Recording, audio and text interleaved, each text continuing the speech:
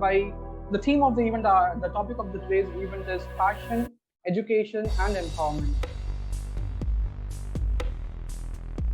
And I was really interested in stock markets because say securities, which is a stockbroking platform, and I really had a wonderful time. I didn't feel that I'm doing a job. I felt that yes, I'm pursuing my passion. My passion was to do research because I started doing my research in Bombay stock. I was interested in stock market when I really didn't know anything on stock market. I took up the challenge of doing my PhD in stock market. Passion for me would be something where you are happy and where you keep exploring yourself. I started finding what is right for me, and that's become my passion. Passion means doing something that gives us some value in life. It's very important to excel in whatever you do.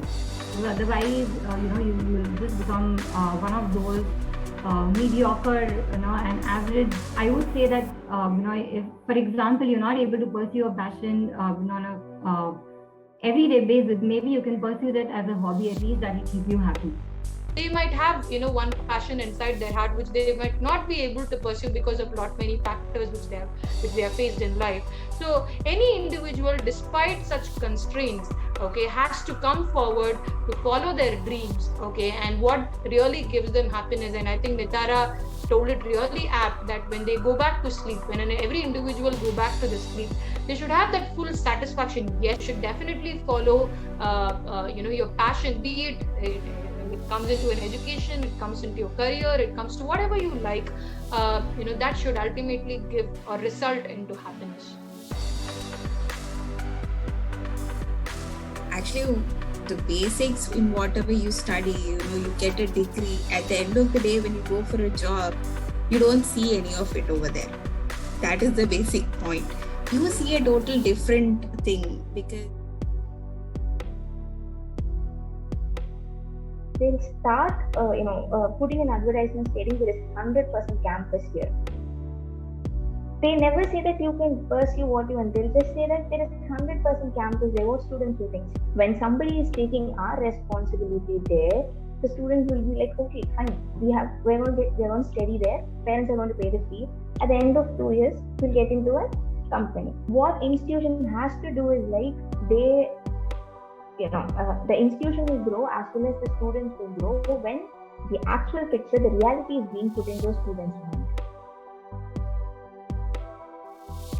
It has changed a lot now, and there are a lot of women entrepreneurs now that we see, and it's not just a big name like Nykaa, but if you see across, I see a lot of startups by women.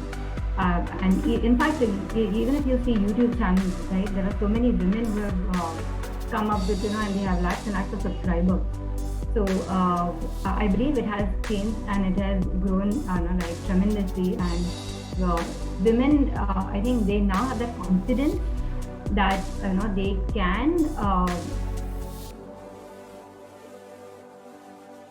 There are a lot of problems in our society when it comes to women empowerment. This concept itself should not have emerged.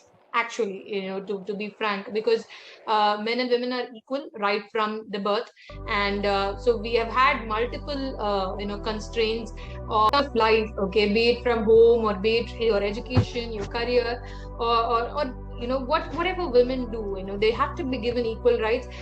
Nobody has to give them. Actually, women actually in terms of their expectation, women actually expect that 6-digit salary from a man. Why do a woman has to expect that? You earn by yourself that 6-digit salary. You don't have to be dependent on anybody post marriage or before marriage.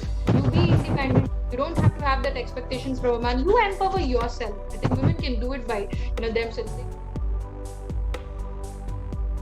Internationally, there is online classes. Harvard teaches online classes. There's Oxford having online classes, but they have a total different education. Like they have, if you want, they can take whatever education, what interests you, whatever subjects you'd like to learn, that subjects you can choose and you can learn. That is about passion, choosing your own subject.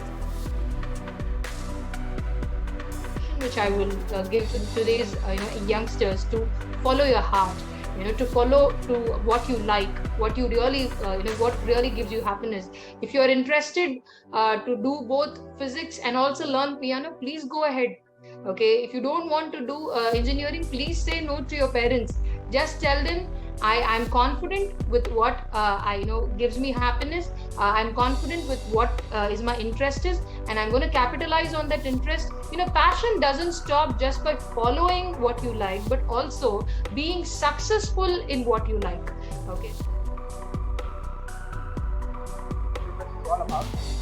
Edutrest is basically an edtech startup where we are working on blurring the line between passion and profession.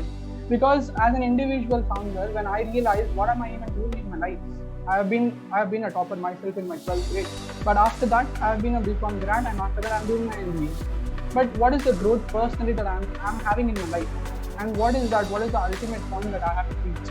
Now, this is where a Japanese concept called the ikigai. I hope you might be knowing about the ikigai, where that talks about finding the purpose of life.